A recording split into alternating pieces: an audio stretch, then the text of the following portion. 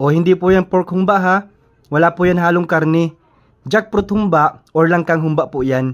Try nyo po yung ganitong luto sa langka. At sigurado kaming masarapan po kayo dito. Para nga po sa amin humbang langka, meron po kami ditong small size po ng langka. Maliit naman po yan kasi kunti naman po kami kakain. 5 lang po kami kakain yan. Balatan lang po muna natin yung langka.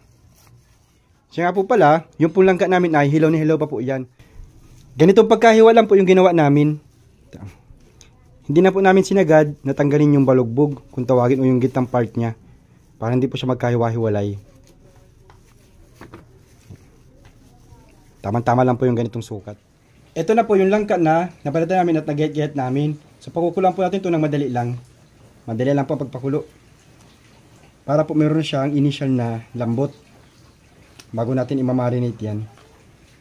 Habang nagpapakulo po tayo nung langka, gagawa na po tayo ng pang-marinate. 1/3 cup po ng toyo.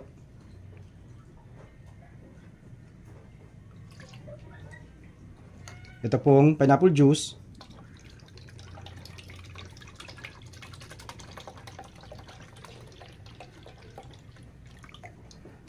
Asukal po, 1 kutsara. Paminta. Then mix po natin yan. Mix lang po natin. Then maglalagay po tayo ng konting bawang. Tsaka po sibuyas. Pagkalipas po ng 10 minutes, ito na po yung pinapakuluan natin. So okay na po kaagad yan. Tanggalin na po natin dito sa tubig. Habang pinapalamig po natin yan, ito pong marinate na nagawa natin, ilalagay na po natin.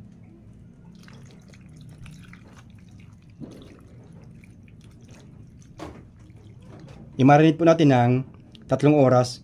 Pero kung mahaba yung oras ninyo, mas maganda po kung overnight para talaga manuot yung lasa sa langka. Pagkalipas po ng 3 oras, ito na po yung minamarinate ko. Okay na po yan. Ready na po yan para iprito. Ipiprito po natin yan ng madalian.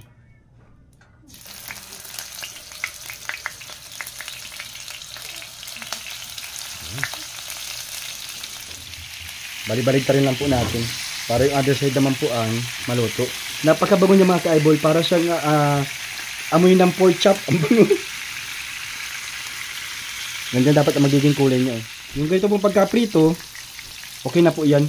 Ayaw po natin yan ng masunog o matutong. Ito na po yung mga naprito ko na langka. So ready na po tayo para magluto po ulit. Ito na po yung huling luto. Ito po mantika na pinagprito ang gagamitin natin para po malasa. Nagigisa lang po ako nitong bawang. Kapag luto na po yung bawang, sibuyas na po. Kapag luto na po yung sibuyas at bawang, ibabalik na po natin yung naprito natin na langka. Yan, hayaan po muna natin yan dyan ng nasa mga 5 minuto. Pagkalipas po ng kunting minuto, maglalagay na po tayo ng karagdagang ricado. Ito pong bay leaves at star anise. Maglalagay din po ako ng black beans. Tsaka po ito pong bulaklak ng saging. Then ito po yung pinag-marinate po natin kanina. Ibabalik po natin yan dyan. And then tatakpan po muna natin yan. Pakulaan po natin ng up to 30 minutes or hanggang sa maging malambot po talaga yung ating langka. Paminsan-minsan po, hahaluin natin para po magpantay yung pagkakaluto. So tinikman ko po yung kanina. Medyo nakulangan po ako sa mga lasa. Magdaradag po ako ng asukal. Tsaka po itong bitchin.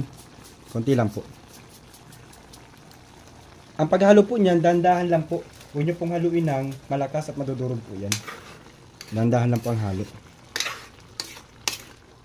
Makalipas po ang 30 minutes, saktong-sakto lang po yung oras natin. Hindi na po natin yan pahihibasan na masyado. Tamang-tama lang po ito. So ready na po ang ating jackfruit humba or humbang langka. Ito na po yung naluto ko na langkang humba or jackfruit humba. Amoy na amoy po siya ng humba. Nakakatawa po.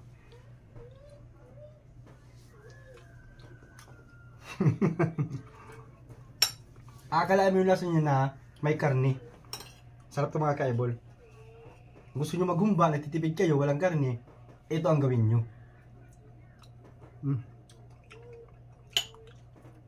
So yun na po. Please follow and share. Bye-bye. Thank you.